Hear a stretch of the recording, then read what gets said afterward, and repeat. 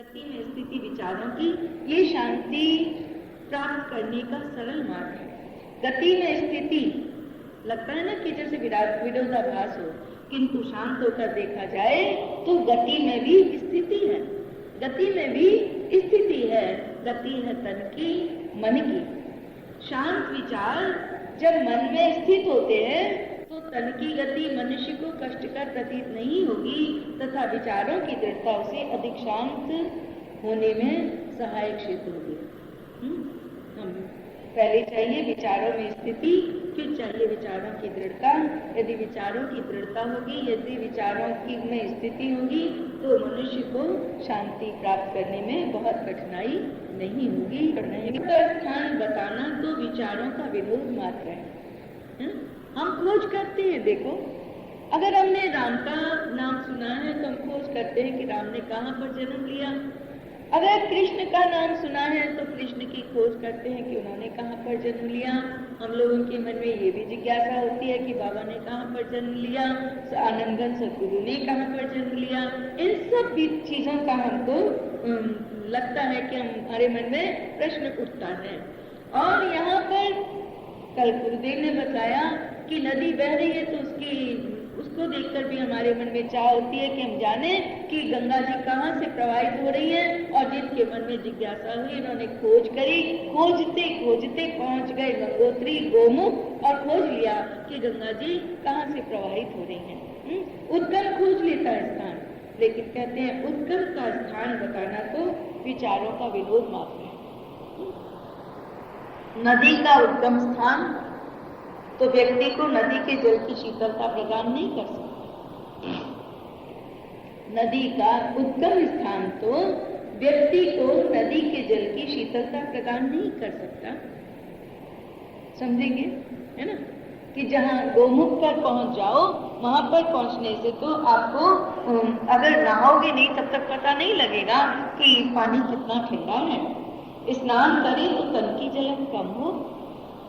केवल हम उद्गम स्थान को ही खोज कर रह जाएं, और यदि नदी में स्नान ना करें, क्योंकि हमने नदी में स्नान किया है, उसकी शीतलता का अनुभव किया है, तो ही हम उसका उद्गम खोजने के लिए भी जाते हैं। इसी प्रकार कहते हैं शांति का भी यही इतिहास है।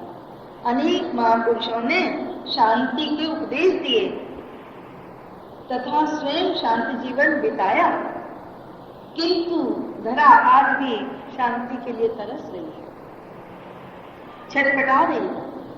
भ्रांति और क्रांति का ही बोलबाला है आज भी। कितने लोग उपदेश देकर चले गए, कितने लोगों ने अपने जीवन के द्वारा दिखाया कि देखो शांति में कितना शांत व्यक्ति है, उसे देखकर आपको भी अच्छा लगता है। उसके पास बैठकर, शांत व्यक्ति के पास बैठकर आप भी अपनी चिंता से, अपनी व्याकुलता से, अपनी अशांति से मुक्त होते हैं। और जैसे बिस्तरों पे पड़ के कोई अपनी थकान मिटाता है, ऐसे ही अशांत चित्त व्यक्ति संतों के निकट बैठकर, महापुरुषों के निकट बैठकर अपनी अशांति से विश्राम कर रहे हैं। इसीलिए तो हम संतों की शरण में आकर बैठते हैं। तो कहते हैं इतना होने के बाद भी आज भी संसार में शांति के लिए आज भी दुनिया तरस रही है, आज भी दुनिया छटपटा रही है। क्यों? क्योंकि भ्रांति और क्रांति का आज भी बोलबाला है। आज भी उन्हीं को प्रधानता दे रहे हैं लोग, भ्रांति को ही प्रधानता दे रहे हैं। अपना मन उद्भ्रांत है और हम अपनी को ही प्रधानता दे रहे हैं। अपना मन में क्रांति है, हम अपने ही मन को, हमारे मन में सबके साथ कंपटीशन लगाने की एक चाह है, तो हम अपने आप को ही क्रांति में ही लगा कर रख रहे हैं और उसी को प्रधानता दे रहे हैं। आज इसी क्रांति और भ्रांति का ही बोलबाला है जीवन में, इसीलिए अशांति छाई हुई है। शांत व्यक्ति को पलायनवादी कहकर भी आज के चतुर्जन संतुष्ट नहीं होते। जिसे शांत देखेंगे, जो अपनी स्थिति में संतुष्ट है, उसे कहेंगे ये तो पलायनवादी है। पलायनवादी किसको कहते हैं? जो अपनी परिस्थितियों से मुंह मोड़कर चला जाए। लेकिन परिस्थितियों से मुंह मोड़ना एक दूसरी चीज है, और शांत कहना, भ्रांत और क्रांति से बचना, ये अलग चीज है। परिस्थिति हमारी विकट है, उसके से मुंह मोड़कर तो चले जाएं तो ये तो जैसे तुलसीदास ने कहा है कि नारी हुई घर संपत नासी, मुड़ मुड़ाए भय सन्यासी। वो पलायनवादी है कि अपने, क्योंकि वो जीवन में संघर्ष नहीं कर पाते। क्यों? उनके घर की संपत्ति खत्म हो गई, अब वो अपने आप में रहना उनके लिए घर में मुश्किल हो गया। उनकी शांति को नहीं अपनाते बल्कि घर छोड़कर और सन्यासी बन जाते हैं। ऐसे लोग पलायनवादी हैं। लेकिन जो अपने आप में हर स्थिति परिस्थिति में शांत होकर संतुष्ट होकर जीवन यापन करता है, उसे हम पलायनवादी नहीं कह सकते। जिसे मालूम है कि अगर किसी को लाभ मिला है वो भी उसके भाग्य से, उसके प्रयत्न से, उसके प्रारब्ध से मिला है, और मुझे 1000 मिला है तो मेरा भी इतनी ही योग्यता, इतना ही मेरा भाग्य और इतना ही मेरा प्रयत्न है। हम प्रयत्न कम प्राप्त ज्यादा करते हैं, करना चाहते हैं, वहां पर ही हमारे जीवन में एक असंतोष आता है। तो कहा यहाँ पर शांति कैसे मिलेगी? विचार से मिलेगी। विचार नहीं अशांत हो जाएंगे। और लेकिन फिर भी कुछ संसार के चतुर्जन शांत व्यक्ति को कहते हैं कि ये तो पलायनवादी है, ये तो अपनी परिस्थितियों से मुंह मोड़कर बैठा हुआ है। इसलिए कहते हैं कि चतुर्जन उसको पलायनवादी कहकर भी संतुष्ट नहीं होते। ऐसे व्यक्ति स्वयं जलते रहते हैं तथा अन्य जनों को जलने के लिए उत्साहित करते हैं। तो ये भ्रांति नहीं तो क्या है? स्वयं भी जल रहे हैं दूसरे की उन्नति देखकर, और दूसरों को भी भ्रांत कर रहे हैं, औरों को भी कह रहे हैं कि अरे तुम देख नहीं रहे कि दुर्योधन अपने आप में तो लड़ने के लिए हर समय ईर्ष्या द्वेष से भरा हुआ रहता ही है, और ऊपर से कर्ण को भी साथ देता है कि द्रौपदी को वो अर्जुन क्यों लेकर चला जाए, तुम क्यों नहीं ले सकते, और साथ साथ कर्ण को भी साथ लेकर चलता है। इसके अपने को जलता ही है, औरों को भी अपने साथ जलाने के लिए तैयार कर लेता है, दूसरे को जलने के लिए उत्साहित करता है।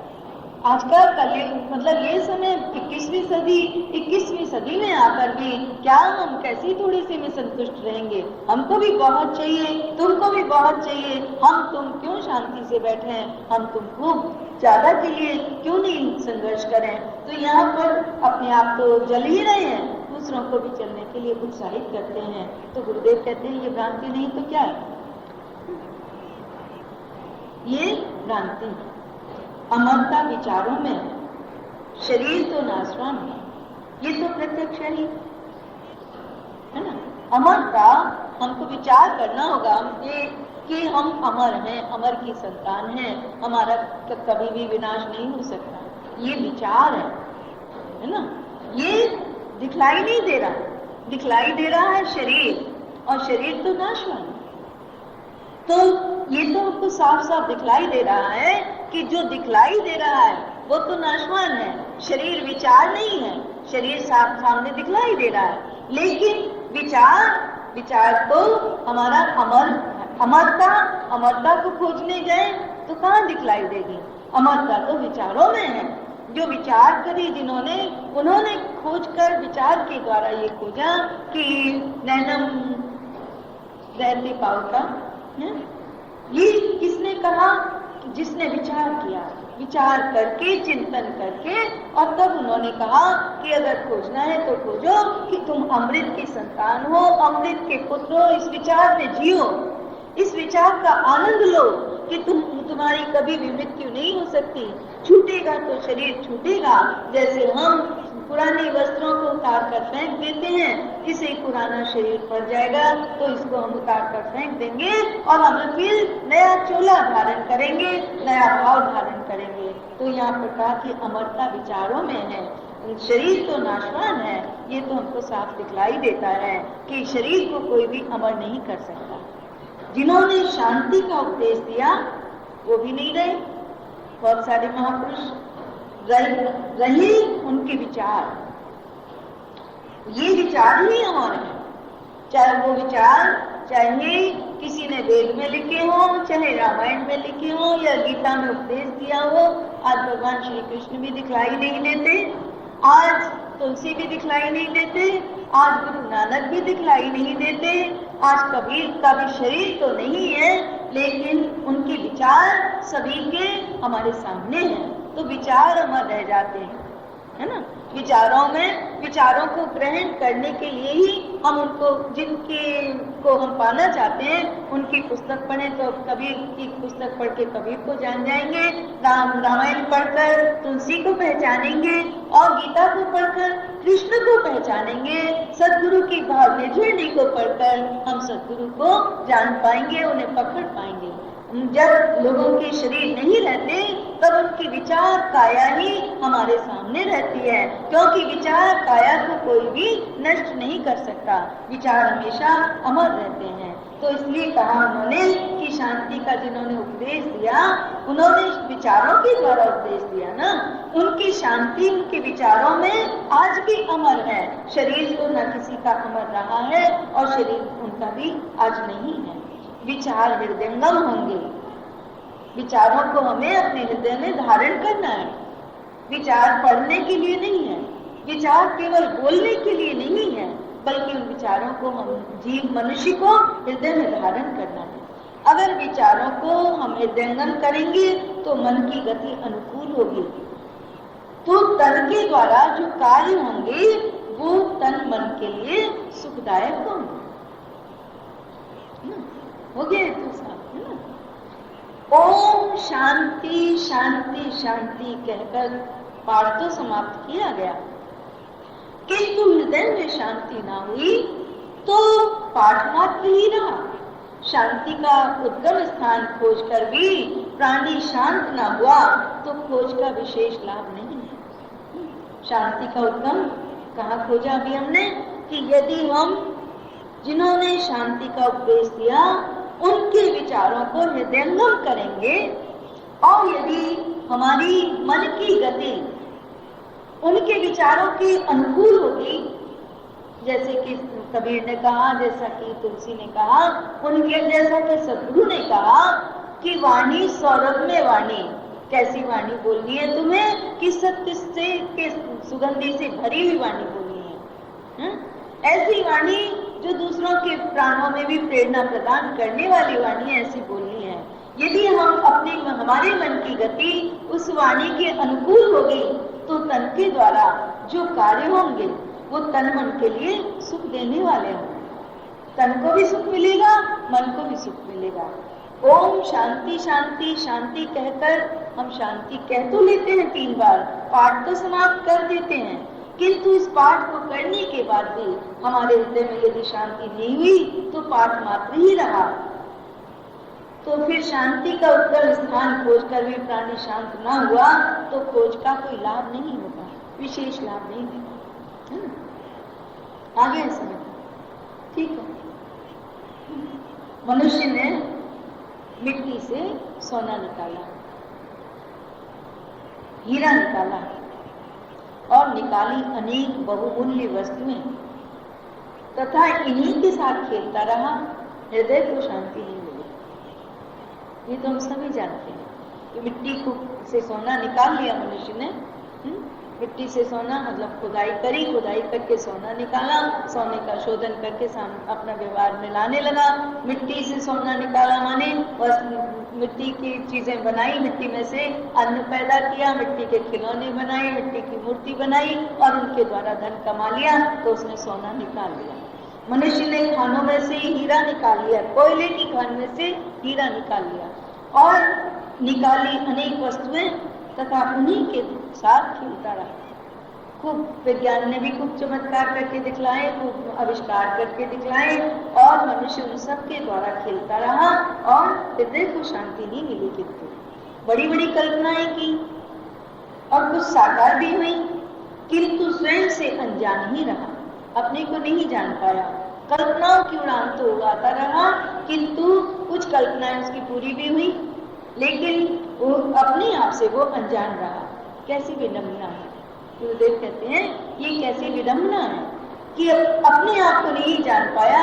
अपने मनुष्य ने मिट्टी में से सोना निकाल लिया लेकिन खुद को नहीं जान पाया, हीरे निकाल लिए लेकिन खुद को नहीं पहचान पाया कि मेरे भीतर कितनी सामर्थ्य है, और मनुष्य ने बड़ी बड़ी कल्पनाएं की और अपनी कल्पनाओं को, कुछ कल्पनाओं को साकार होते हुए भी देखा, लेकिन फिर भी ये नहीं जान पाया कि मैं कौन हूँ। मैं, अगर परमात्मा सृष्टा है तो मैं भी उस सृष्टा का ही तो अंश हूँ। इसीलिए तो आप भी कुछ खोज लेते हैं। पशु आविष्कार नहीं कर सकता, मनुष्य ही आविष्कार कर सकता है। क्यों? क्योंकि मनुष्य सृष्टा के अत्यंत करीब है, बहुत पास है। इसलिए मनुष्य बिना कुछ बनाए रह नहीं पाता, उसे कुछ ना कुछ बनाने की चाह रहती है। जैसे सृष्टा की चाह, सृष्टि की रचना की चाह उसके मन में तो एक ही बार हुई और उसने दुनिया रच डाली। लेकिन मनुष्य के मन में कुछ ना कुछ निर्माण करने की, कुछ ना कुछ बनाने की चाह हमेशा रहती है। अगर वो कुछ बना नहीं पाता तो कुछ तोड़ता ही रहता है, लेकिन उसके द्वारा कुछ ना कुछ इस प्रकार का खेल चलता रहता है। लेकिन फिर भी इतना करने के बाद भी वो अपने आप से अनजान रहता है। कभी उसने ग्रंथ लिखे, ग्रंथों की रचना की, कभी मकान बनाए, कभी मोटर बनाई, कभी आकाश पाताल एक कर दिया अपने आप में विज्ञान के द्वारा, किंतु मनुष्य अपने आप को नहीं जान पाया कि मैं कौन हूँ। कहते हैं ये कैसी विडंबना है, सब कुछ कर रहा है लेकिन अपने को नहीं जान रहा। जान पाए स्वयं को अति अल्प, अपने आप को, अपनी स्वयं को बहुत कम लोग जान पाए। क्यों मनुष्य इतना कार्य कर पाता है? क्योंकि मनुष्य कार्य किए बिना क्यों नहीं रहता? क्योंकि परमात्मा उसके बहुत ऊपर है और सारी योनियों में भगवान सबके भीतर खूब छिपे हुए गुप्त हैं, उनमें से प्रकट होना असंभव सा ही है।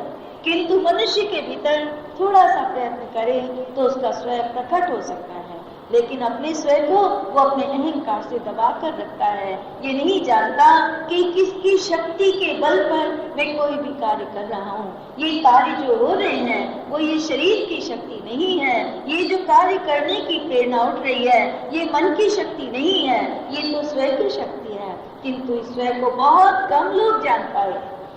उनकी खोज, जिन्होंने अपने स्वयं को जाना, उनकी खोज स्वर्ण न थी, उन्होंने सोने को नहीं खोजा। उन्होंने क्या खोजा? उनकी खोज थी स्वयं प्रकाश। वो स्वयं को ही खोजते रहे, स्वयं के प्रकाश को ही खोजते थे वो। अन्य मनुष्य स्वर्ण को खोजता है, स्वयं को खो देता है। और बहुत से कुछ लोग थे, बहुत कम लोग थे इस दुनिया में जिन्होंने स्वर्ण को न खोजा, बल्कि स्वर्ण की चमक के पीछे पागल नहीं हुए, बल्कि स्वयं के प्रकाश को खोजा। वही आज प्रकाश स्तंभ के रूप में संसार को आलोकित कर रहे हैं। वो हमारे प्रकाश स्तंभ बन गए। वो हमको आज भी इस संसार को प्रकाश दिखा रहे हैं कि अब भी तुम केवल स्वर्ण की चकाचौंध में ही मत लगे रहो, अपनी ओर भी थोड़ा मुड़कर पहचानो कि तुम्हारी क्या शक्ति है, तुम्हारे भीतर कितनी शक्ति है। अपने आप में अपने स्वभाव को भी पहचानो कि तुम आखिर हो कौन, तुम ईश्वर के पुत्र हो और इसलिए ईश्वर ही हो, ये पहचानो। तो कहते हैं कि जो पहले अपने जीवन में स्वयं के प्रकाश को खोज करके चले गए, उन्होंने खोज की, उन्होंने स्वयं को प्राप्त किया, स्वयं को जान पाए, वही आज प्रकाश स्तंभ के रूप में संसार को आलोकित कर रहे हैं, प्रकाश फैला रहे हैं। आलोक की जानकारी के लिए इस लोक की गतिविधि की उपेक्षा अपेक्षणीय है। वो लेख कह रहे हैं यहाँ पर कि उस आलोक की प्रकाश, सत्य के आलोक की जानकारी के लिए, उसको पहचानने के लिए इस लोक की, इस मृत्यु लोक की गतिविधियों की उपेक्षा अपेक्षणीय है। थोड़ी उपेक्षा तो इसकी करनी ही पड़ेगी। जब तक कोई इसको प्रधानता देता रहेगा तब तक उस आलोक की जानकारी के लिए तैयार ही नहीं होगा। तैयार तब होगा जबकि पहले इस लोक की थोड़ी सी उपेक्षा करेगा कि ठीक है, लोग जैसे कहा है भक्तों ने कि मुझे तो काम ईश्वर से, जगत रूठे तो रूठे। और कहा है भक्त ने कि अगर दुनिया के लोग दुनिया के झूठे सुखों में मौज लेते हैं तो लेने दे, मुझे तो ईश्वर से काम है, इसलिए जगत को रूठे तो रूठन दे। ये कहा भक्तों ने। थोड़ी सी उपेक्षा जब वो इस संसार की करते हैं, ये लोक की करते हैं, तभी उनके जीवन में सत्य का आलोक मिलता है, स्वयं का आलोक को वो जान पाते हैं। यदि दुनिया की होड़ में वो भी लगे हुए रह जाएं तो उनके जीवन में वो सत्य का प्रकाश उनके भी जीवन में नहीं होता, सत्य के विचार उनके पास भी नहीं होते, और यदि वो विचार उनके पास नहीं होते, वो हमें लिखकर बोलकर नहीं दे जाते, तो हम भी फिर अंधेरे में ही भटकते रहते कि कहाँ शांति है, कहाँ शांति है, शांति कहाँ मिलेगी, हम भी खोजते ही रह जाते। लेकिन उन्होंने शांति का उद्गम बताया है कि शांति मिलेगी, स्वयं के भीतर मिलेगी। चलो अब हम स्वयं के भीतर मुड़ेंगे, तभी हमें शांति मिलेगी। ये कि जिसने इस लोक को ही परम सुख निधान समझा, उसके लिए शांति अप्राप्य से सिद्ध हुई, है ना। जिसने इस लोक को, मृत्यु लोक को ही परम सुख निधान समझा कि यहाँ तो बहुत सुख भोगने के लिए ही हम इस संसार में आए, उसके लिए शांति अप्राप्य से सिद्ध हुई। उसे शांति नहीं मिलती, या सुख पालो और या शांति का अनुभव करो। कहने का मतलब यही हुआ ना, शांति क्यों प्रिय है, इसका रहस्य जड़ यंत्र भी बतला सकता है। वो यंत्र जो दिन रात गतिशील रहता है, उसे भी शांति की अर्थात विश्राम की आवश्यकता है। मशीन चलते चलते चलते चलते यदि उसको भी जरूरत पड़ती है, हमारा जब पानी की मशीन चलती है हम कहते हैं अरे भाई बहुत देर हो गई, थोड़ी देर बंद कर दो, नहीं तो गर्म हो जाएगी, है ना, गर्म हो जाएगी, जल्दी से खराब हो जाएगी। उसे भी शांति की आवश्यकता है, जड़ यंत्र को भी शांति की आवश्यकता है। तो वो यंत्र जो दिन रात गतिशील रहता है, उसे भी शांति की अर्थात विश्राम की आवश्यकता है। और अन्यथा वो शीघ्र ही कार्य क्षमता विहीन हो जाएगा। मनुष्य विचार क्यों नहीं करता कि अशांत जीवन मनुष्य के लिए भार हो जाएगा। यदि चित्त में शांति नहीं लाया तो ये अपना जो जीवन है, ये जीवन अपने ही लिए भार स्वरूप हो जाएगा। आज किसी बच्चों को शांति का पाठ नहीं पढ़ाया जाता, इसीलिए अशांत चित्त होकर इतनी जल्दी जीवन को भार स्वरूप मान लेते हैं कि थोड़ी थोड़ी बातों में जीवन को खोने के लिए तैयार हो जाते हैं, क्योंकि उनके पास शांति के लिए विचार नहीं है। तो मनुष्य ये विचार करे कि यदि वो शांत नहीं होगा तो अशांत जीवन उसके लिए भार स्वरूप हो जाएगा। वस्तु कम वस्तु ज्यादा, लेकिन वस्तुओं के लिए अशांत होकर लोगों का मान कम थोड़ा सा ज्यादा, तो मान के लिए अशांत होकर व्यक्ति अपने जीवन को एकदम भार बनाकर रख लेता है। और अपने आप में जीवन को हल्का हल्का बनाने के लिए शांति की खोज करनी है। जीवन का महत्व ही क्या, यदि व्यक्ति अशांति ही रहा तो जीवन का कोई महत्व नहीं रहेगा। सुख तो हमेशा अशांति तो में ही मिलता है, सच्चा सुख शांति में ही मिलता है। एक अशांत चित्त से भोजन करते हैं, चिंता से भरे हुए भोजन करते हैं, भोजन भी हमारे लिए पौष्टिक नहीं रह जाता, विष बन जाता है। एक शांत चित्त से हम भोजन करते हैं, एक एक ग्रास को प्रसाद मान मान कर स्वाद से खाते हैं, वो भोजन हमारे लिए पौष्टिक बन जाएगा और वो भोजन हमें सुख भी प्रदान करेगा और शांति भी प्रदान करेगा। इसलिए यदि व्यक्ति ने जीवन के महत्व को, शांति के महत्व को नहीं समझा तो वो जीवन के महत्व को भी नहीं समझ पाएगा। जीवन का महत्व क्या यदि मनुष्य अशांति रहे। तो ये सुना तो है, लेकिन गुरुदेव ने पहले ही पैराग्राफ में बता दिया था कि जैसे उद्गम को खोजने चले और उद्गम को जान भी जाएं तो हमको शांति नहीं मिलेगी, है ना। जल में स्नान करें तो तन की जलन कम होगी।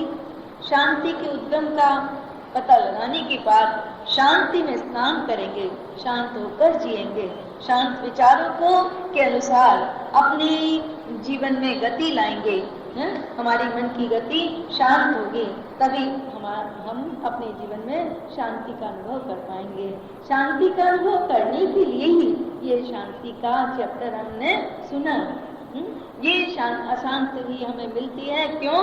क्योंकि हम संसार को ही बहुत प्रधानता देते हैं। इस लोक को ये समझते हैं मानो कि यहीं पर बहुत सुख है, परम सुख निदान, इसी लोक के सुख सबसे ज्यादा सुख देने वाले हैं, ये मानते हैं। हम ये भूल जाते हैं कि परम सुख तो परमात्मा की प्रेम में है, उसे भूले हुए हैं, इसीलिए हम अपने उस सुख के लिए थोड़ा सा भी प्रयत्न नहीं करते, थोड़ा सा भी इस लोक से ऊपर नहीं उठते और इसलिए शांति प्राप्त नहीं कर पाते। कहते हैं शांति के बिना जीवन अशांत हो जाएगा। शांति तो एक जड़ यंत्र को भी चाहिए, तो तुम्हारे अपने आप में चलते चलते मनुष्य इस शरीर को भी विश्राम देना चाहते हैं, लेकिन मन को कभी भी शांत करना नहीं चाहते। थोड़ी देर के लिए भी मन को विचारों के द्वारा शांत नहीं करते, तो उनके जीवन में अपना जीवन ही भार स्वरूप हो जाता है। ये कहते हैं कि अगर जीवन में शांति को ही नहीं प्राप्त किया, अशांति रहा, तो जीवन का महत्व ही क्या रहा। आए जीवन में शांत रहते रहते यूं ही और जीवन व्यतीत कर दिया, तो जीवन का क्या महत्व रहा।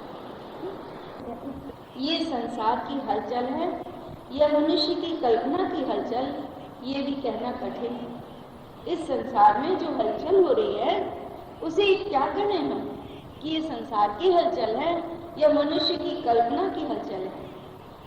हमारी गतिविधि हम तक ही सीमित नहीं रहती। हम जो विचार करते हैं, हम जो कार्य करते हैं, उनसे केवल हम ही को लाभ हो जाएगा, हमारा ही नुकसान होता है। हम लोग कह देते हैं ना, तुम्हारा क्या जाना है, हमारा ही नुकसान होगा, हमारा ही लाभ होगा। लेकिन हम तक ही कोई भी हमारी मानसिक शारीरिक गतिविधि हम तक ही सीमित नहीं रहती, क्योंकि मनुष्य सामाजिक प्राणी है। समाज के ऊपर उसका प्रभाव पड़ता है। अगर तुम कुछ गलत करते हो तो उसका नुकसान तुम्हारे घर वालों को, तुम्हारी बिरादरी वालों को, तुम्हारे देश वालों को भी थोड़े न थोड़े रूप में उठाना ही पड़ता है।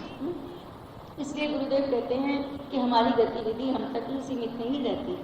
विचारों की ये तरंगें एक क्षोभ उत्पन्न करती हैं और विश्व में आक्रोश और क्षोभ का ज्ञात अज्ञात रूप से प्रसारित होता रहता है। हम अकेले में भी बैठकर यदि हमारे मन में विचार उठ रहे हैं ईर्ष्या के, द्वेष के, निरर्थक भ्रांति के, क्रांति के, तो ये मत सोचो कि ये विचार हमारे ही भीतर उठ रहे हैं और हमारे ही मन को परेशान कर रहे हैं। नहीं, इनका जो एक तरंग है वो उठती है और उससे विश्व में आक्रोश छा जाता है, विश्व में क्षोभ छा जाता है। किसी का तुम्हें पता लग जाता है, किसी का तुम्हें पता नहीं लगता।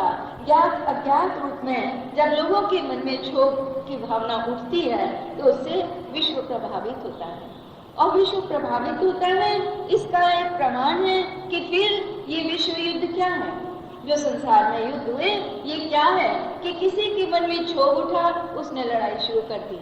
हम छोटे से अपने घर परिवार में देखते हैं, पति पत्नी में यदि थोड़ा बहुत आपस में मन में क्षोभ हो तो वो अभी दबा भी ले जाएंगे, लेकिन कालांतर में उनमें आपस में लड़ाई होती है। इसी प्रकार हम अपने भाई बंधु जितना भी परिवार होता है उसमें भी यदि हमारे मन में किसी के प्रति क्षोभ है तो कभी न कभी वो प्रकट होते ही है, और क्योंकि हमारे मन का क्षोभ दूसरे के चित्त को भी प्रभावित करता जाता है और वो प्रभाव एक न एक दिन प्रकट होता है। इस बात को हम जाने या ना जाने कि हम यदि किसी का, हमने कहानी सुनी है कि एक घुड़सवार रास्ते में जा रहा था, एक रास्ते में ही बुढ़िया थी, बुढ़िया सिर पर बोझ लेकर जा रही है। घुड़सवार कहता है, माई तू इतना बोझ उठा के ले जा रही है, ला मुझे दे दे, मैं ले जाता हूँ इसको, तेरे को वहां पर पकड़ा दूंगा। माई कहती है कि नहीं बेटा तू आगे चल, मैं ही ले आऊंगी। वो आगे चल देता है और उसके बाद उस समय तो उसके मन में ये भावना थी कि किसी प्रकार अगर ये बोझ दे दे तो इसके थोड़ा बोझ कम हो जाएगा, लेकिन उसके मन की बुढ़िया सोचती है कि यूं ही मना कर दिया, दे देती तो ही अच्छा था, अगर दे देती तो बोझ ले जाता। लेकिन घुड़सवार के मन में आगे चल के आता है कि अरे ये तो नहीं, मैं उल्टा सुना रही हूँ, ये भी हो रहा है ना, उल्टा हो गया ना, कि बुढ़िया कहती है घुड़सवार से कि भाई मेरा बोझ ले चल, मैं वहां आती हूँ और तब मुझे दे देना। घुड़सवार के मन में ये आ जाता है कि अरे ये तो मैंने कब आएगी, मैं कब तक इसकी प्रतीक्षा करूंगा, तो रहने देता है। लेकिन वो बुढ़िया सोचती है कि चलो कोई बात नहीं है, तो थोड़ी दूर आगे जाके उसके मन में आता है ये तो इतनी वृद्ध है, ये कहाँ मेरे को पार पा सकेगी, मैं तो घोड़े पे जा रहा हूँ, आगे आगे बढ़ जाता हूँ, इसकी वो तो गठरी में माल जरूर होगा, उसको लेके चंपत हो जाऊंगा। लौट कर आता है, कहता है बुढ़िया से कि मुझे दो, तुम अच्छा लाओ मैं ले चलता हूँ। वो मना कर देती है, बोले अभी तो तुम कह रही थी कि मेरी मदद करो, अभी तुम्हारे को क्या हो गया। तो वो उत्तर देती है कि जिसने तेरे भीतर ये कहा कि ले चल, वही मेरे से इस समय मना कर रहा है। माने उसके मन की जो अवस्था थी, उसके मन में जो बेईमानी आ रही है, वो बेईमानी उस वृद्ध महिला को भी सावधान कर रही है कि नहीं, इसको गठरी नहीं दे देना, ये तुम्हारी गठरी को लेकर चंपत हो जाएगा। तो ये एक के मन में उठा हुआ भाव दूसरे के चित्त पर प्रभाव जरूर डालता है। गुरुदेव कह रहे हैं कि एक के चित्त पर नहीं, तुम यदि गलत चिंतन कर रहे हो बैठे हुए, तो ये मत सोचो कि तुम्हारी ये हानि होती है। यदि तुम गलत चिंतन कर रहे हो तो विश्व में एक क्षोभ उत्पन्न हो जाएगा और युद्ध शुरू होते हैं, उस युद्ध में तुम भी भागीदार हो गए। ये नहीं कि तुम लड़े नहीं, चलो कोई बात नहीं, लड़े नहीं, किंतु तुमने जो अपने मन में एक क्षोभ उत्पन्न किया, उस क्षोभ का ही प्रभाव है कि विश्व युद्ध होते हैं। क्षोभ का ही महाविस्तार है। युद्ध के पश्चात संधि की जाती है, शांति की घोषणा की जाती है, असंख्य मनुष्यों की हत्या के पश्चात इसे शांति कहा जाए या मानसिक क्रांति। फिर हम लड़ाई हो जाती है, लड़ाई होने के बाद संधि की जाती है और फिर शांति की घोषणा की जाती है कि अब शांत रहेंगे, अब युद्ध नहीं करेंगे, अब तो हमको शांति का ही विस्तार करना है। किंतु ये शांति की घोषणा नहीं है, ये तो भ्रांति है, क्योंकि तुम तो इतना उपद्रव कर चुके, कितने लोगों की हत्या कर चुके। भ्रांति इसलिए कि फिर युद्ध देखने में आता है। अरे एक बार युद्ध का प्रभाव देख लिया कि कितने लोग उसमें नुकसान उठाते हैं, कितने लोगों के जीवन समाप्त हो जाते हैं, कितने लोग बेघरबार हो जाते हैं, लेकिन इसके बाद शांति कर लेते हैं, संधि कर लेते हैं, थोड़े दिन बाद फिर युद्ध शुरू हो जाता है। तो कारण क्या है कि शांति व्याप्त नहीं हुई। हम लोग यहाँ पर इस लेख को इसलिए सुन रहे हैं कि अगर हम सच्चे दिल से कि शांति चाहते हैं देश में, लोग कहते हैं ना कि देश के लिए आप क्या कर रहे हो, आप देश के लिए कुछ मत करो, केवल अपनी चित्त में खूब शांत विचार लेकर बैठे रहो, इससे बड़ी देश सेवा कुछ नहीं होगी। और अगर आप अशांत चित्त होकर बैठे हुए हैं, चित्त में अशांति है, क्षोभ उठ रहा है, तो इससे बड़ा कोई देशद्रोही होगा नहीं। यही कहने का तात्पर्य हुआ ना। तो कहते हैं कि लोगों में लड़ाई हो जाती है, तुम्हारे मन में उठा हुआ क्षोभ विश्व युद्ध करवा देता है, और फिर विश्व युद्ध के बाद संधि होती है, शांति होती है, कितने लोगों की हत्या हो जाती है उसके बाद। ये भी शांति की भ्रांति है, क्योंकि फिर लड़ाई होती है। तो इसलिए कहा कि इस क्रम का नाम ही यदि विकास है, तो मानवीय शक्ति का विनाश किसे कहा जाए। इसे हम कहते हैं कि विकास है। आज मनुष्य इतना ज्यादा विकसित हो गई है उसकी मानसिकता कि तरह तरह के अस्त्र शस्त्र, एटम बम, न जाने क्या क्या वो बना रहा है। इन सब को बनाने में वो अपनी उन्नति समझ रहा है। मनुष्य के भीतर इतनी शक्ति है, मानवीय शक्ति है कि वो कुछ भी कर सकता है, लेकिन उसको वो हिंसा के युद्ध की तैयारी में लगा रहा है। तो इसे कह रहे हैं गुरुदेव कि इसे क्या कहा जाए, ये तो मानसिक शक्ति का विनाश कहा जाए कि विकास कहा जाए। हम कहते हैं हम 21वीं सदी में जी रहे हैं, लेकिन हम 21वीं सदी में जीने वाले लोग अस्त्र शस्त्रों की होड़ में लगे हुए हैं। हमें इसको विकास कहें क्या? ये तो तुम मनुष्य के भीतर इतनी शक्ति है, वो सारी शक्ति, वो सारी मन की, तन की, बुद्धि की शक्ति इस होड़ में लगी हुई है कि दूसरे के मारने के लिए तो ज्यादा से ज्यादा क्या अस्त्र शस्त्र एकत्रित किए जाएं, बनाए जाएं। तो गुरुदेव कह रहे हैं कि ये मनुष्य का विकास नहीं है, ये मानवीय शक्ति का विनाश है। शांति के प्रसंग में वैज्ञानिकों की ये बात या संसार की ये बात कहना अत्यंत आवश्यक हो जाता है। इसीलिए वो कह रहे हैं ये हमारे भी काम की है, हमारे काम की वहां से है कि हमारे चित्त में किसी प्रकार का कोई क्षोभ ना उठे। शांति क्या यूं ही प्राप्त होती है? प्रथम संतोष हो तो शांति के दर्शन। संतोष भी क्या यूं ही हो जाता है? उसके लिए भी मन की प्रसन्नता चाहिए। प्रसन्नता भी टेढ़ी खीर है। एक दूसरे के ऊपर प्रत्येक भाव, क्योंकि ये बाहर की चीज नहीं है, भीतर के भाव में पहले ही कह दिया उन्होंने कि शब्द तो बाहरी होते हैं और भाव तो भीतरी है, और शांति शब्द अब दूसरी चीज है, लेकिन शांति भाव, वो भाव का अनुभव करने के लिए हमें अपने अंदर के और भावों को भी तो पहचानना होगा जो एक दूसरे के सहायक हैं या एक दूसरे के बाधक हैं। उन भावों की ओर भी ध्यान देना होगा। इसलिए गुरुदेव कहते हैं कि शांति यूं ही नहीं मिल जाती। अगर किसी के मन में संतोष हो तो उसे शांति के दर्शन होंगे, अगर संतोष नहीं तो शांति नहीं मिलेगी। और संतोष कहते हैं, संतोष किसका होगा कि जिसके दिल में मन में प्रसन्नता होगी वही संतुष्ट हो सकेगा। जिसके मन में प्रसन्नता का अभाव है वो कभी भी संतुष्ट नहीं होता। वो चाहे कितना भी प्राप्त कर लेता है, कितना भी कमा लेता है, खा लेता है, सुख भोग लेता है, लेकिन संतुष्ट नहीं होता, क्योंकि सब कुछ करके भी उसका मन प्रसन्न नहीं होता। तो जिसके मन में संतोष नहीं है वो कभी भी, जिसके मन में प्रसन्नता नहीं है वो कभी भी संतुष्ट नहीं हो सकेगा। और प्रसन्नता कि मन में प्रसन्नता, ये भी कहते हैं बड़ी टेढ़ी खीर है कि किसी को प्रसन्नता यूं ही नहीं मिल जाती। मन की प्रसन्नता, मन का चक्र कुछ शिथिल हो तो प्रसन्नता आए। मन तो चक्कर काटे जाता है। वो वस्तु मिले तो मैं खुश हूँ, दूसरी वस्तु मिले तो खुश हूँ, एक न एक वस्तु की कामना।